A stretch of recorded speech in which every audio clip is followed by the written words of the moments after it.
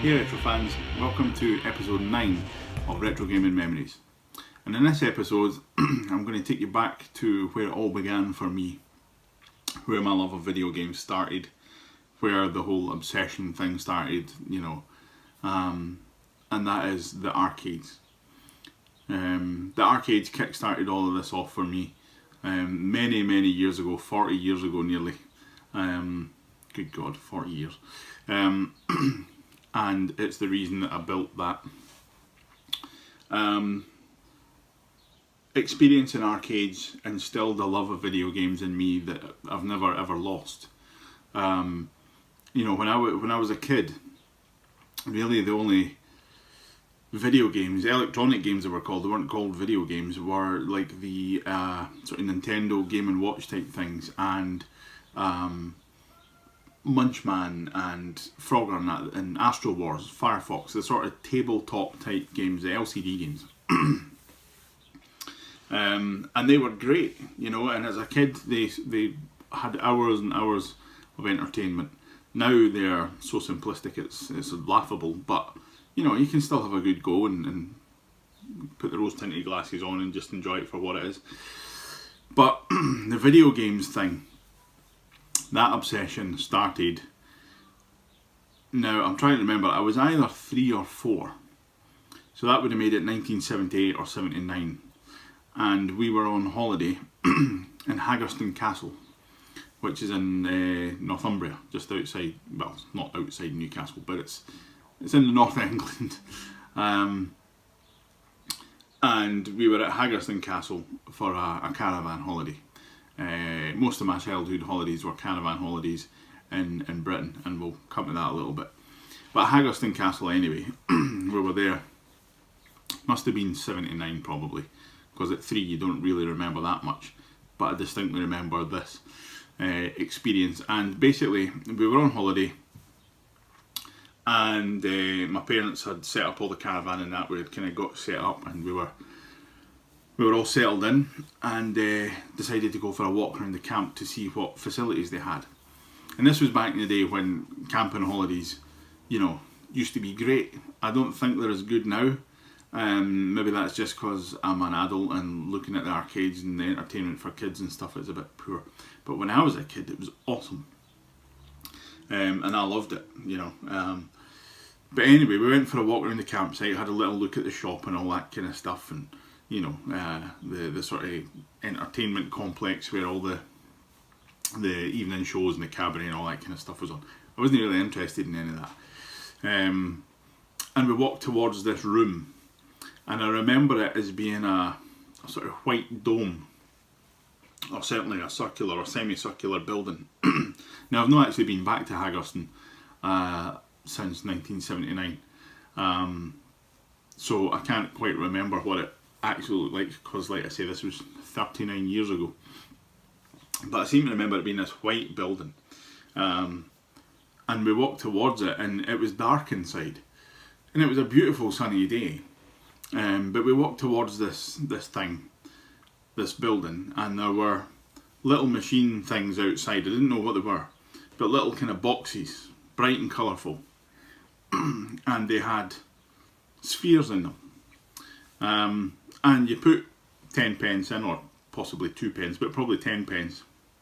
And you turned this little ratchet thing, and this ball would come out, and you could pop it in half, and there was a little toy inside it. And there was a couple of those things, and there was kind of gumball machines. You put your 2 pence in, you do the ratchet thing, and you get some fusty old gumballs out the machine that had probably been there since the camp opened. But I remember sitting next to all this stuff. As a kid I was drawn to that because it was bright and colourful, and that's obviously what it's designed to do. But to the side of it was this thing, and I can't actually remember what the cabinet really looked like, because my memory is a bit hazy, and I haven't looked any pictures of any of this stuff up, so I'm going purely by memory. But I do kind of remember it being a black cabinet with sort of orange gradated stripes, which is kind of why that looks like that. I've always been taken by that sort of 70s kind of I don't know, it was Atari artwork really. Those simple kind of yellow, orange, red type lines, you know, against black always looks really striking, and I really like that kind of contrast. Which, like I say, is why that's got that on it. It's my little homage to it. But anyway, this cabinet, and I'm sure it was black with the kind of orange stripes and things on it. I might be wrong, but this thing was standing there, and it was huge. Because bearing in mind, I'm 4. So I'm only a little guy, you know, 3 feet tall or whatever. And at eye level was this wheel, a steering wheel. I didn't know what it was, but it was a steering wheel.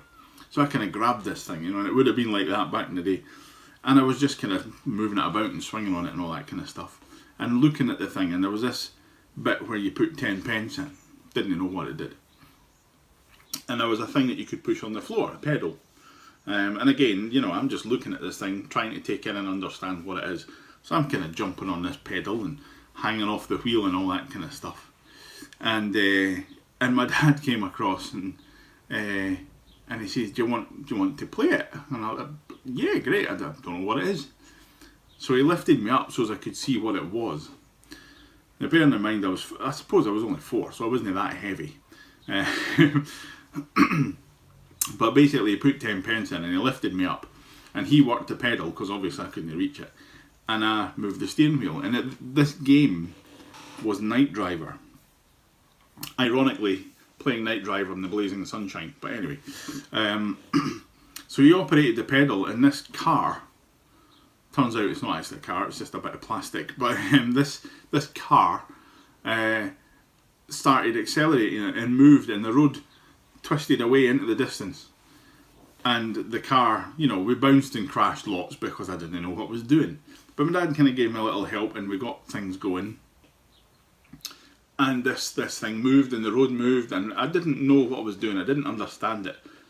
But being able to move this thing and steer a car, in my mind, to drive about this road. Like I said, I didn't understand it was a car on a road. I just kind of knew roughly what was going on. But that was it. I was hooked. The fact that I could move something and something happened on a screen, on a TV, basically, that's what I equated it with. And that was it. I was totally hooked. I was absolutely terrible at the game. We played, you know, it was terrible. And I've since played Night Driver on my main cabinet. And there's 4 gears on it, and it's hard as hell. Even on easy setting, it's hard as hell. So I had no chance. But that was my introduction to video games. Absolutely hooked at that point. And I remember going inside the arcade. Didn't even know it was called an arcade. Excuse me. Went into this room full of noise. And I remember there being a row of one-armed bandits. The proper old school one-armed bandits. And I think they were 5 pence a go. You slotted your 5 pence in this big, huge, big, heavy arm. I remember sort of taking 2 arms to pull the thing down and having a go, and that great kind of noise, the mechanical noise of the reels, you know, and then as the reels hit down. And I must have been, looking back, I must have been in sensory overload, because all of a sudden my brain was experiencing all this stuff. This dark room, which had glimmering lights and things in it, and all the cacophony of noise, which actually ended up being quite musical to my ears. I loved it. I didn't find it horrible and distracting and anything like that. I loved it. And I just wanted to experience more. And I remember the arcade having like the black light carpet and sort of glittery paint all over the place. And it was dark, like I say, apart from one sort of beacon of light at the end, which was another exit out. But this room was just full of fruit machines primarily, because bearing in mind this is 1979. There were some arcade machines, and I don't really remember much about the arcade machines that were in there, because like I say, I had no concept of what this was. You know, there was probably things like Pong and Atari Football and Breakout and all these kind of early games, you know, Firefighter, maybe something like that. All the sort of early black and white games. But that was me, that impression, you know, going from playing Night Driver to going into this place where there was the noise of the one-armed bandits, and there were little dinky tunes going, because the little kiddie rides that you know, the sort of fiberglass rides that you could play, all played little tunes. So all those tunes were going off, and there were people chatting, and the noise of all the fruit machines and all that, and people winning money and all that kind of stuff. And that cacophony of noise, I've used the word cacophony about 10 times, but that mixture of noise just ignited and excited something in me, and I don't know what it was, but that has stayed with me for all my life. I doubt it'll ever go away. And that was my first first experience of arcades, and I was absolutely hooked. I went back into the arcade, you know, every day on our holiday, you know, pestering my mum for 10 pence to put in the machine that I couldn't play, you know, but I just wanted to do stuff and hear the noise and just be in the place.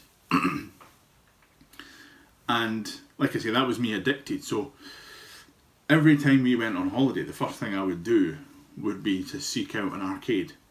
And as I got a little bit older, probably like 7, something like that onwards, we spent a lot of time in Berwick-upon-Tweed, which again is in the kind of north of England. It's only about an hour in the train from where we lived in Edinburgh, but you know, it was far enough away. It was by the beach and all that kind of stuff. You know, so our family holidays were a week in Berwick-upon-Tweed, and I loved it. You know, absolutely loved it, because I loved the beach and I loved the play parks and all that kind of stuff. But Berwick-upon-Tweed campsite had a big arcade. Now, it actually had 2 arcades. There was the main arcade, which they called the Big Top, which you went into, and I remember going into it. Now, my time periods might juggle a little bit here, because I can't remember the chronology of it, but there's certain things that are kind of emblazoned on my brain. And I remember going into the Big Top, and by then I was a kind of arcade fan. I knew that I loved these things, these cabinets. And I remember going into the Big Top and hearing all these great little tunes, like I say, the sort of melodies that the kids' rides and all that play. And they had a ride kind of as soon as you walked in, and it was basically like a mini merry-go-round type thing, and I think there was like 4 seats on it, and it was tiny. It was a, you know, amusement machine. It wasn't a proper merry-go-round, and it was 10 pence a go or whatever. But it used to play a sort of American marching band tune, and I've searched for years to try and find the tune, because I don't know the name of it, and I can't remember exactly how it goes. But it's always used in films and all that kind of stuff. But anyway, I remember that tune playing as you walked in, and again, the the mixture of noises from the arcade, because this arcade was huge. From memory, the whole thing, apart from the back row, was all arcade machines. I seem to remember the sort of back row being like fruit machines for the adults. But they had some amazing machines in there, and that's where I experienced a lot of my first plays of these great games that I love. And I remember them having... It's weird, because these places I'm going to be talking about, you remember specific... Well, I remember specific machines. And I can tell you where I played these machines for the first time. So yeah, in the Big Top, I remember the first time I ever played this machine, and I only ever saw it in Berwick-upon-Tweed, was Bank Panic. And it was a great machine. It played a cracking little kind of honky-tonk piano tune, and that you could hear that throughout the whole arcade, which is probably why I remember it so much. But it was a great game. Once you got used to what you were doing, there was only... I can't remember if it was a joystick or just all buttons, but anyway, you basically, you had a series of 12 doors. You could only see 3 at a time. And you had 3 buttons, and you moved left or right. You could move your view of the 3 doors left or right, and each button corresponded to a door, and basically you were a gunslinger protecting a bank. So you would move, and sometimes there would be a bomb on the door that was ticking down. You had to shoot it to get it off the door, and you would see customers coming towards the door, and the door would open, and it might be a customer depositing money, which was all good, you got points for that. It might be there was a little guy with bowler hats stacked up and you could shoot the hats to get a bonus. In later levels you would shoot the hats and he might have a bomb on his head, and if you hit that, it's, you know, you lose your bonus and all that kind of stuff. So you had to be, you couldn't be really trigger happy. And there were bad guys that would come along and you could just shoot them, but you got no bonus for that. You had to wait until they drew their gun and then you shot them and got a bonus. But I loved playing that game, you know, once I got used to it. And the great thing was these games at the time were 10 pence a go. So, you know, I would save up my pocket money. If I knew we were going on holiday, I would save up my pocket money for months before and maybe go down with like 30 quid. Now, nowadays 30 quid's nothing, you can hardly get around the drinks for that. But back in the day, when I was a kid, 30 quid saw me in the arcade. I didn't need anything else, I would just go to the arcade. I would be there for opening, you know, at sort of lunchtime or something like that. I would be there for opening and I would be in it at night and all that kind of stuff. Spent my whole holiday pretty much in the arcade. Because you couldn't play these games at home, that was the thing, you know. Now you can play anything. But back in the day, you know, the only place you could play these games was in the arcade. Later on you could play the sort of ports on your home micro and stuff. But they were obviously never as good as the arcade. But yeah, so 10 pence a shot on these games, and you know, if you got quite good at them, you know, your 10 pence would last you. So while I used to look at the adults kind of feeding 10 pences into the fruit machine, you know, that's it, the shot's over. You know, and they'd feed a quid into the machine before I had even finished my first credit. And I just thought, I don't get that at all. And I've never really enjoyed fruit machines, probably for that reason. But anyway, I'm off on a random tangent again. Yeah, so Bank Panic, I remember playing in there, and they had Kung Fu Master. Kung Fu Master was another brilliant game. God, they had loads of games. My brain's now flicking forward to when they got Mortal Kombat, and that was the first time I ever saw Mortal Kombat in there as well. That was quite astounding. Yar Kung Fu, that was the first time I ever experienced Yar Kung Fu was in there as well. They had some great machines in there. And I wish I could find pictures of it. If anybody's ever been to Berwick-upon-Tweed and they've got pictures of the Big Top as it used to be, please send me them if you'd like to share. You know, I'd love to see pictures of what it was like back in the heyday.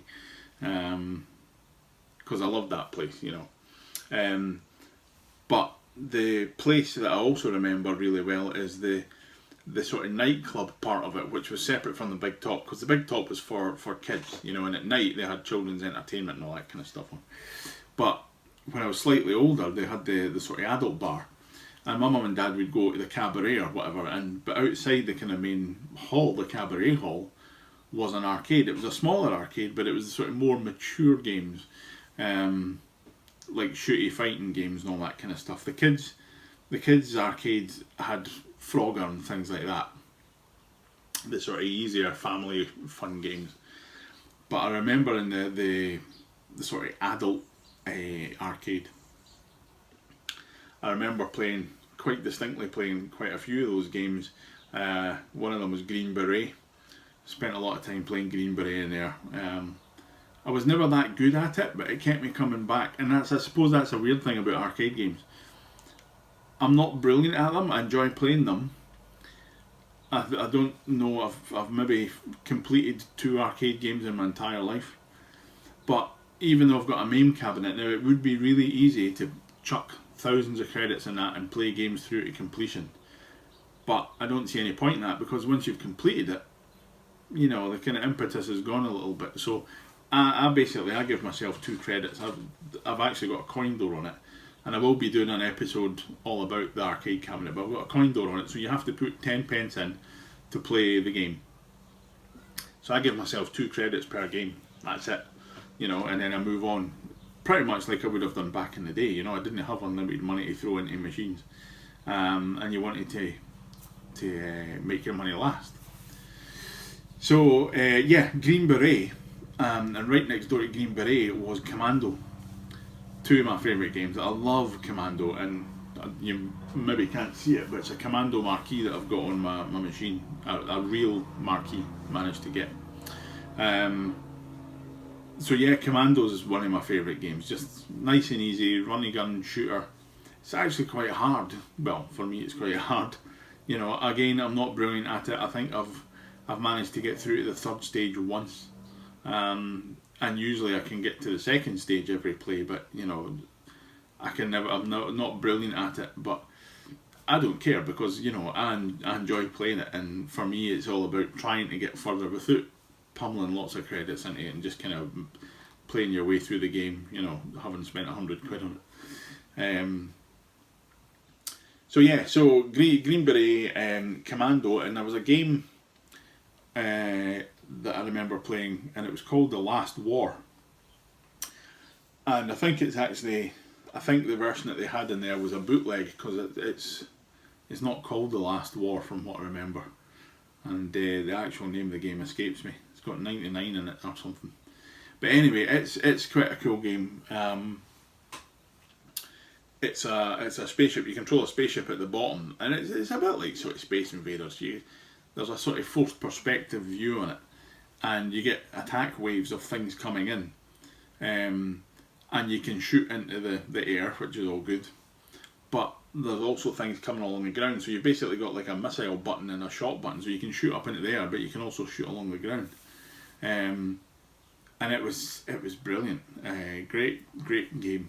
And I spent a lot of time playing that one as well. What else was in there? Xevious. Now I call it Xevious. I'm sure some people call it Xevious or something, but Xevious. You know, classic Atari. Well, Atari published part of it. Was that an Atari game? I can't remember. I've got a feeling it's a Namco game actually. I always get confused because a lot of these companies published other companies' games in certain territories. So like Atari would publish a lot of sort of Midway games or Namco games in America and all that kind of stuff. And so I get a bit confused with it all. But I'm sure it was a Namco game. Xevious was a Namco game. But you know, classic vertical scrolling shooter. And this one was different because you shot your enemies. It was a flying shooter, but you could then have a bomb button which you got a little reticle and you had to aim your bombs basically to hit ground targets. And you could take out guns, or you could take out control units that controlled the tanks, so you can freeze the tanks and all that, so you can bomb them properly and things like that. So a nice little bit of strategy to it. Xevious was a great game, and there's actually I think it's Japanese, and it's like Xevious Remix, but basically it's an updated version of it, and it was on the sort of Namco Classics. I think it was an actual arcade machine, not the Namco Classics that you get on like Xbox and stuff. Was it Namco Anniversary, something like that? Anyway, I think it was only released in Japan, where you had sort of classic games updated. And there's an updated version of Xevious on it, which plays really well, but the tune in it is fantastic. The music in it is brilliant. Anyway, another little side track there. I'm trying to remember 1942. How could I forget 1942? Probably my favourite vertical shooter, especially certainly the early shooters. 1942, absolute favourite. You know, could play that for hours. Again, I'm not brilliant at it. You know, on my arcade cabinet on 2 credits, I can probably play it for about 15 minutes. Without, you know, before I die out. But again, great fun, and it's all about learning patterns and stuff. And I know that, you know, it's quite simplistic compared to modern shooters, obviously. But that's the kind of game I like, you know, just because that's what I experienced growing up. So that's why I like those types of games. But 1942, what a game! That was absolutely brilliant. And the thing about these games, I suppose, that I'm not really talking about too much is the noise that they made. Apart from the cabinets looking great, you know, every cabinet had to catch your eye. It's a little bit like if you watch my previous video on video game artwork. The cabinets had to do the same job. They had to catch your eye and make you want to play the game. So a lot of the cabinets were the same sort of style and shape. And you know, it got to the point that you knew a Namco cabinet, or you knew a Capcom cabinet, or you knew an Atari cabinet just by the sort of layout. So they had sort of branding built into them. But the marquees had to look great, and the bezels had to look great, and they had to really excite you and entice you in. So all these games, you know, looked brilliant. When you saw them in an arcade lined up, you just, for me, I used to walk around, especially if it was a new arcade, I used to walk around the whole arcade first before putting any money into anything. And I'd make a mental note, right, I want to play that, I want to play that, I want to play that. And I would kind of map out in my head what games I wanted to play. Because you just wanted to experience it all and see all this stuff lined up. It was brilliant. But all the games were in attract mode, if people weren't playing them obviously, but you know, attract mode. So the game was running, giving you a little demonstration of what the play was like, asking you to please insert coin. You know, so the marquee was lit up, and some of them would be flashing and whatever, and the attract mode would be running. And some of the attract modes had sound, some of them didn't. So again, it's back to that kind of noise factor of the arcade. Hearing all these games doing their thing, and a lot of the games had unique sort of jingles or whatever. You know, when you put money into 1942, it would make a distinct noise. When you put money into Commando, it would make a little kind of military drum noise. You know, when you put money into Defender, it would do that mad noise thing that it does. So everybody knew, oh, somebody's coined up a machine. You know, it was designed to kind of get your ears and make you think, oh, someone's playing that, I'll go and have a little look and see what it's like. So it was all very clever, and I love all that kind of stuff. But what was I talking about? Oh yeah, the adult sort of arcade thing. So there was lots of great games in there. Kung Fu Master. They had a couple of the games kind of replicated from. They had a Year of Kung Fu in there as well. You know, the same machines as the sort of kids arcade. But I used to love playing those arcade games in the kind of adult kind of place. Especially because as the night went on, you could stand at the door and listen to the comedian or whoever was on, you know, and if they were telling sweary jokes when you were a kid, it was the funniest thing ever. So I used to eavesdrop on these kind of comedians, you know, blue comedians, bit of blue. Anyway, yes, that's enough of that nonsense. The other place that I experienced arcades, and it was, again, a couple of unique cabinets that I remember, was in, and if anybody's Welsh, I do apologise for my pronunciation, Llandudno, down in, where is it, southern Wales somewhere, can't remember, I might be getting that totally wrong. Anyway, Llandudno in Wales. We went down there for a holiday. It turns out that my gran was down there on holiday and she'd taken not well, so we went on a kind of mercy mission down to save her and sort her out and make sure she was okay. And she was fine, and she shipped herself back up to Scotland, and we stayed for a week holiday in Llandudno because it was quite a trip back in the day. But I loved Llandudno. It was an amazing place. It was. I suppose one thing you should know about me is that I'm a bit of an old fart at heart. You know, I'm only 42, but you know, I'm 42 going on 80, and I've always loved kind of old school stuff. And I don't know if it's because my parents were older. You know, my parents were in their 40s when they had me. So I don't know. I've always liked the kind of older stuff, obviously because of their sort of likes and experiences and whatnot. You know. But anyway, Llandudno was brilliant, and it was kind of old school. It was a bit like Torquay, although I've never actually been to Torquay. But Torquay, Brighton, that kind of thing. You know, lovely pier, lovely beachfront, beautiful, sort of ornate, big hotels and all that kind of stuff. Big white fancy hotels, you know, called like the Excelsior and all these kind of things. I don't know what it's like now. I've only been to Llandudno twice, I think, when I was a kid. You know, I haven't been back. I would quite like to, you know, see what it's like. But I remember being down there, and they had an arcade on the pier, and I remember going into that and experiencing games that I hadn't seen before. One of them was Karate Champ, Now, I've mentioned previously that, you know, in the 80s, everybody loved martial arts. There was a martial arts explosion. It was all Bruce Lee's fault. You know, but as a kid, I loved martial arts. You know, I loved ninjas and I loved karate and all that kind of stuff. So I saw Karate Champ and went up to it and promptly got my ass handed to me, because it wasn't a standard kind of button bash, jump about, smack the buttons, try and hit your opponent. You had to sort of think a little bit, and it was basically Way of the Exploding Fist, where it was just a one-on-one fighter, but it was like a karate tournament as opposed to some street brawling thing. And you had two sticks, and depending on what combination of movements you did on the sticks, depended on what you did.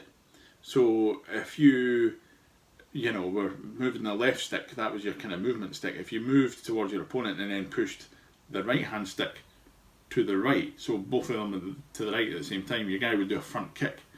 And if you were moving towards and you pushed up, he would do a high kick and things like that. So you could do a combination of moves and sweeps and all that kind of stuff, and sometimes it got a bit random and you somersaulted out the way when you didn't mean it and things.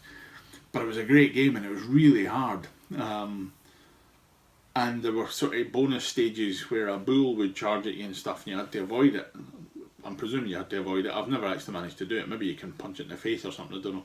But but there were these sort of bonus stages as well.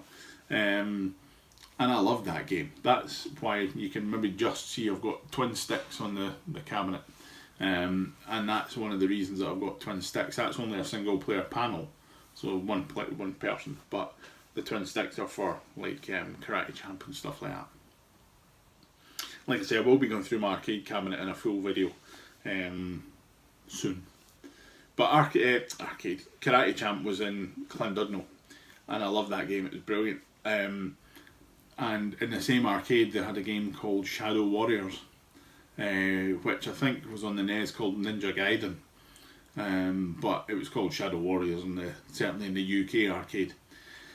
And it was brilliant because you were a ninja dude, and when you pressed your buttons, you did this sort of combination of moves, kicks and spinning and all that kind of stuff. And the bad guys all wore hockey masks, but you could crack them in the face, and if you jumped over them, you could flip them over your head and throw them into like phone boxes and stuff, and you know, break the phone box and pick up, you know, use like food or something like that, or weapons. You eventually got weapons. You got nunchucks and swords and all sorts of stuff. But you could jump up and swing on poles and stuff and kick people. So there's loads of different moves you could do, and it was so much going on, which was quite revolutionary at the time, you know, because you were used to things like, you moved from Kung Fu Master, which was just a side-on scroller, to Vigilante, that kind of thing, which was great, but it was just hordes of enemies and you were punching and kicking and doing stuff, to the likes of Double Dragon and Final Fight, and Double Dragon more so because you had quite a few moves at your in your arsenal, quite a few moves you could do. And then to move on to something like Shadow Warriors, which you could jump about and run up walls and flip about the place, it was brilliant. So yeah, I loved that game. That was great as well. And also in there, another characteristic, classic even, not characteristic, another classic. When I think about it, that was actually a really martial arts orientated arcade, because they had Shinobi in there as well. And Shinobi was fantastic. Obviously, I don't need to tell you what Shinobi is, but you know, playing that just for the first time, you know, ninja awesomeness. It looked brilliant. The attract mode looked brilliant. You know, the big ninja face and all that kind of stuff. And the noise of you walking along, flicking your shuriken, that brilliant noise. I love it. You know, and you find yourself hitting the button really quick to try and flick them out as quick as possible. But again, it had a really unique mechanic that you could jump up to kind of upper levels. You know, which gave a real kind of strategy to the game, rather than just moving from left to right, hitting folk, which was fun. But you know, and you can obviously upgrade and things like that. And if people got too close, you whipped out your sword and yeah, cut them in half. But yeah, I mean, Shinobi was obviously awesome. And when the first time you experience the bonus level, where you've got a first person perspective and all the ninjas are jumping towards the screen, and you're just throwing out shurikens like they're, you know, going out of fashion, trying to hit all these guys. I've never ever passed the bonus stage because I suck at it, but it's great fun nonetheless. It's really good. But yeah, so that's Llandudno. Moving back up the country a little bit, a lot of our holidays when I was a teenager, really onwards, was a mixture of going to Berwick, but the other place was obviously Blackpool. You know, in the 80s and 90s, everybody went to Blackpool, and Blackpool. My God, it was. They used to call it the Las Vegas of the North, which I think was a bit of a, you know, a bit far fetched. But certainly, as an arcade loving kid, it was Mecca. You know, to go down to Blackpool and have, I don't know, 15, 20 arcades, something like that, probably more, and the Pleasure Beach and all that kind of stuff. I was just in heaven, you know, and there were a lot of games down there that I experienced for the first time. On the Central Pier there used to be a big, well, it's still there, the arcade's still there, and the first time I went down to Replay, which is the sort of retro event that's based in Blackpool, and if you've never been, I would thoroughly recommend you go. It's brilliant. But I first went down to Replay and went into whatever arcades were remaining, basically. But when I went into the Central Pier, I was transported back because the layout of the building obviously hasn't changed because it's on the pier. You know, there's only so much they can do with it. But it was like one of those films when somebody walks into a building and you see everything fading away and kind of it showing what it used to look like a flashback kind of thing. That's what I had when I was walking in there. So all the kind of modern machines in my mind disappeared, and I was, not literally obviously, but you know, the way your kind of mind projects stuff. And I could remember walking up, you come in, you walk up a step, and over to the left hand side was an Outrun cabinet, and it was the full hydraulic Outrun cabinet. Now I had never played Outrun before, didn't know what it was, and I went and I sat in this thing, this big seat with this monitor and all that kind of stuff and Ferrari logos, and I thought, oh, this is good, and it looked nice, you know, because I'd seen the track mode.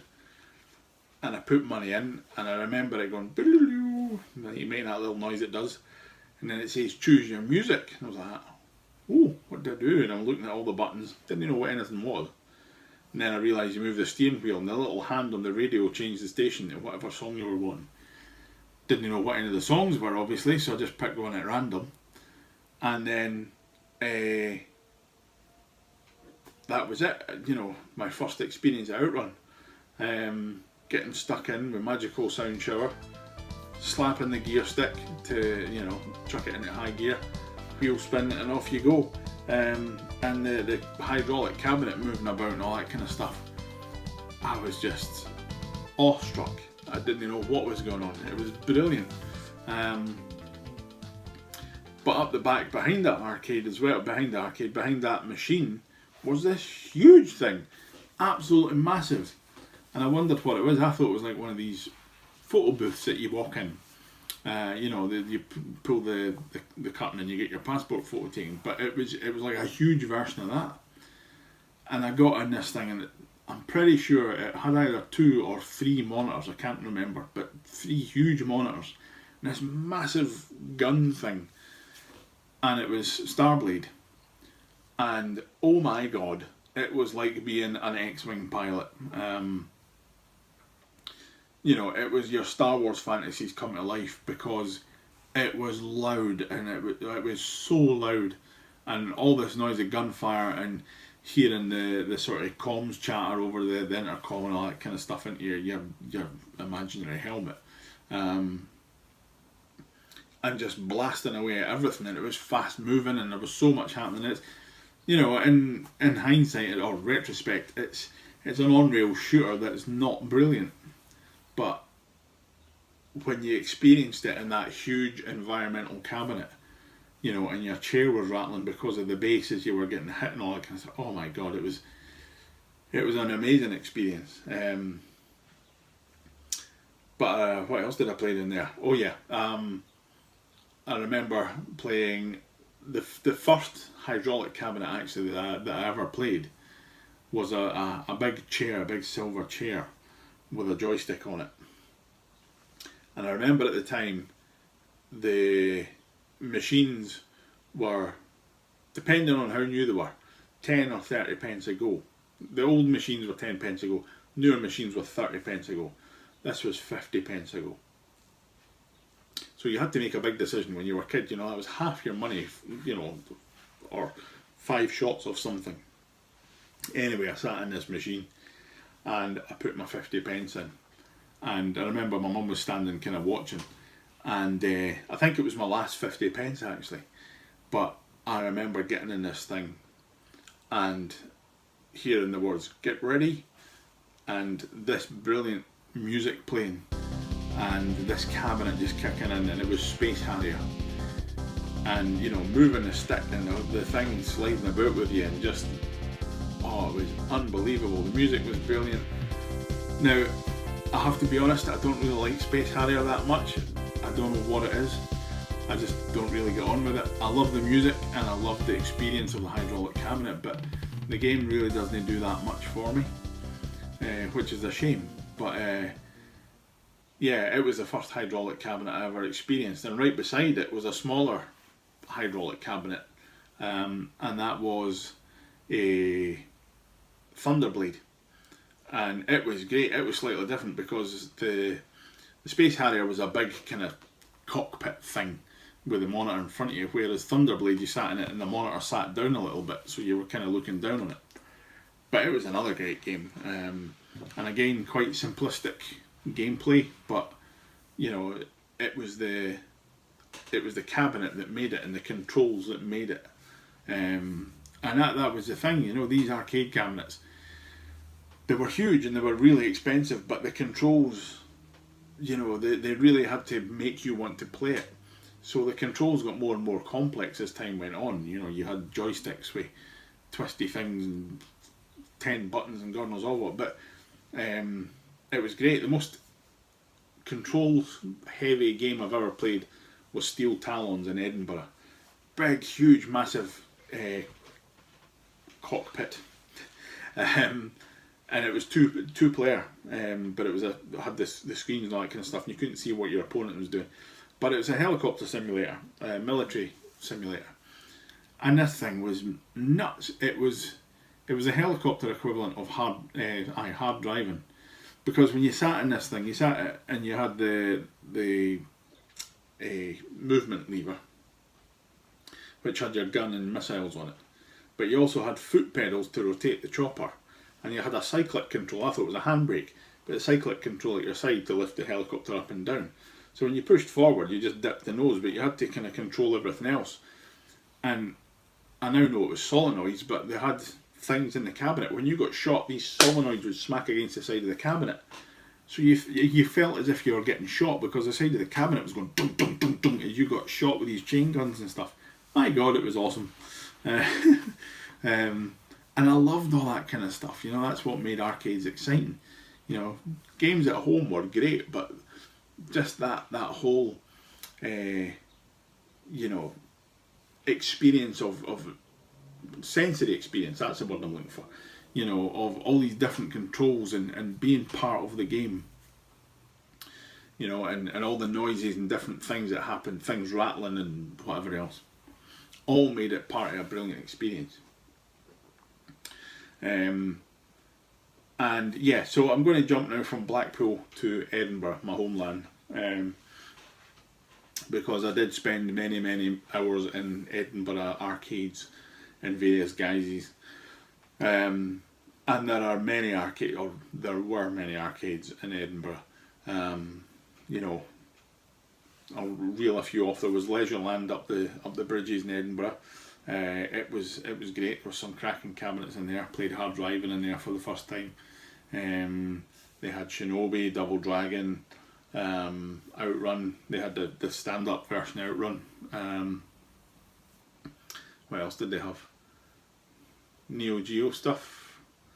I can't remember. They had the X-Men games, the big, huge X-Men games and stuff like that. There were all the arcades down in Portobello, which was the sort of beachfront in Portobello, and those arcades were brilliant. I remember one of the streets as you come into Portobello is called Bath Street, and they had an arcade there. It was quite an old arcade, but they had a great selection of games, which I now know are sort of electromechanical games. And when you went in, I'm sure it's just called Battle Tank, but it was basically a sort of cabinet that had toy tanks in it, and this sort of battle scene, very simplistic battle scene. But you had a gun that essentially fired, I think it was ball bearings, at targets, and when you hit the targets, you heard a bang, and a light would flash red. Very simple, but very simple electromechanical kind of games. They had a few of those sort of games. And they had like Boot Hill. That was another one that I remember, which became outlaw on the Atari 2600. But Boot Hill, which was a cracking game. So I experienced the kind of older games in there, which was great. I loved all that kind of stuff. But there were many good arcades, and I wish I could remember what. I've got a feeling one was called Funland. I might be making that up, but I used to just work my way right along the arcades in Portobello, basically. And it was great fun. I remember playing Ikari Warriors for the first time down in Portobello, and I loved Ikari Warriors. And it was a unique experience because the joystick, as well as being an 8-way joystick, was maybe a 16-way, maybe more than that, but you could rotate the stick and it rotated your character. So you basically had this yellow stubby joystick thing that you moved, that you could rotate, and you had a fire button and a grenade button. But what it meant is you could move your character any way you wanted and turn them to shoot any way you want. And it was great, and you could get in tanks and do stuff, and it then controlled the turret of your tank and all that kind of stuff. So great game. I loved Ikari Warriors. I'm trying to remember, there were so many great games that I played. How could I forget? Star Wars, my god. The getting in that Star Wars cabinet, the environmental cockpit thing, the whole shooting match, was always an experience. It was the first time I went in that, you get in, the arcade's already dark, and because it's got the smoked glass and all that kind of stuff, you get in there, and all you've got is the flicker of the vector monitor, and the colours hitting you, and the Star Wars music, and the faint smell of stale pee, as these machines always had in them for some bizarre reason. But that was fine. Sitting in that with the flight controls, the flight yoke, and playing Star Wars was just amazing. When the music kicked in and you were doing your thing, absolutely astounding. And it's one of the few games in MAME that you can't emulate properly, although MAME kind of emulates the actual game. Although MAME actually emulates the game properly, it's not a vector monitor, so it doesn't look 100%, but also the controls, you just can't emulate that unless you've bought the flight yoke. They did make them for a while, but they're so expensive. But yeah, just that flight yoke, that nothing rivals it, and nothing else. I've tried many things on my main cabinet to replicate the control scheme, and you can't really do it. A trackball's about as close as you can get, but that just feels rubbish. But yeah, it was a cracker, obviously. And later on, I thought for a while they had converted the cabinet, but later on that turned into a Road Blasters environmental, and Road Blasters was great. It had the same sort of controls, the flight yoke type controls. But what a great game that was. Let's race a car with a gun in it so you can shoot stuff. Brilliant. I was writing about that. I loved it. Chase HQ. I love Chase HQ. My god, that's probably my favourite racing game. Chase HQ. That just having a turbo button and being able to ram cars and stuff like that. It was like Outrun on steroids. And it had the cracking thing of when you started chasing the bad guys, you heard the sirens going, but up in the cabinet there were blue and red lights that flashed like a police car. And again, it's back to that whole experience thing. You know, it was just so exciting when all that kicked in. It was great fun. There was another game as well. There was what was the arcade called now? It was on Lothian Road. I think it's a nightclub now, and I can't remember what the arcade was actually called. But it had a few cracking games. There was Continental Circus, which was a Formula 1 racing game, but it was in 3D. You stuck your face into a sort of visor thing, which gave you the 3D visual, which was great, you know. Of course, that reminds me, Battlezone. How could you forget Battlezone?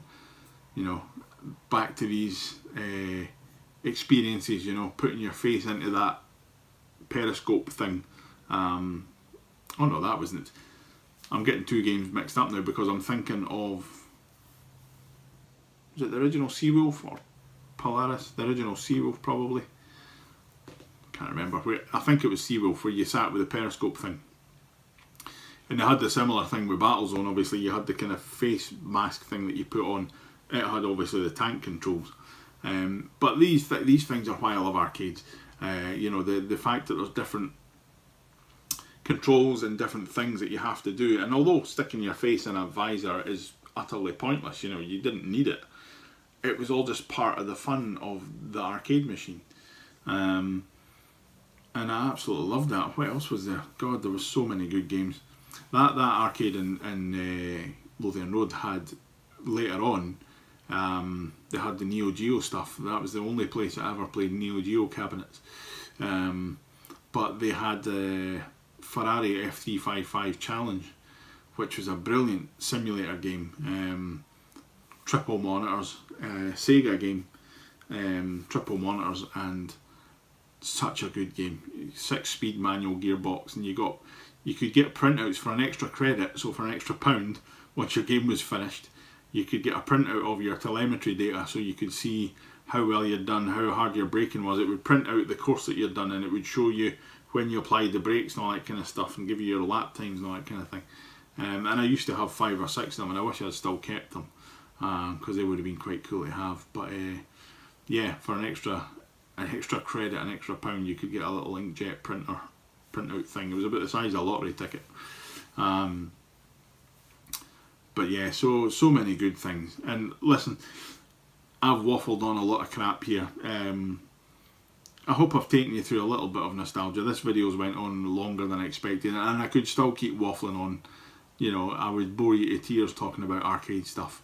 And I have reserved quite a lot, you know, because I could go in and talk about all these games at length individually. And I might do that as part of, I've got another series that I'm thinking of doing, where I might be talking about all that kind of stuff. So stay tuned for that if you like arcade shenanigans. But yeah, I hope I haven't bored you too much, and I hope I've maybe kind of kicked off a little bit of nostalgia about what these places were like, and you know, summer holidays in Britain, or even in Edinburgh, you know. And if you've got pictures or video, highly unlikely you'll have videos because video cameras were, you know, stupidly expensive back in the day. But if you've got any photographs of your arcade memories from when you were a kid, you know, and especially if you've got any from, you know, the Blackpool arcades, or I'd love to see some of the Edinburgh arcades. If anybody out there's got pictures from the Edinburgh arcades, I would absolutely love to see those. Or, you know, Blackpool or Llandudno, any of these arcades, you know, hit them up in the comments, or email me, or on Facebook. You know, I would love to see these, you know, to trigger even more memories. So yeah, so this has been a bit of a long video. I think it's probably the longest one that I've done yet. The next one, episode 10, is probably going to be even longer, because it's on a special machine, and you'll find out next week what that one is. But as ever, thanks for sticking with me. Thanks for listening to me waffling a lot of rubbish. And like I say, I hope you've enjoyed it, and I hope that, you know, it's kicked in a little bit of the nostalgia for all this stuff. Yeah, like, comment, subscribe, all that good stuff, and get in touch, and I'll see you next time.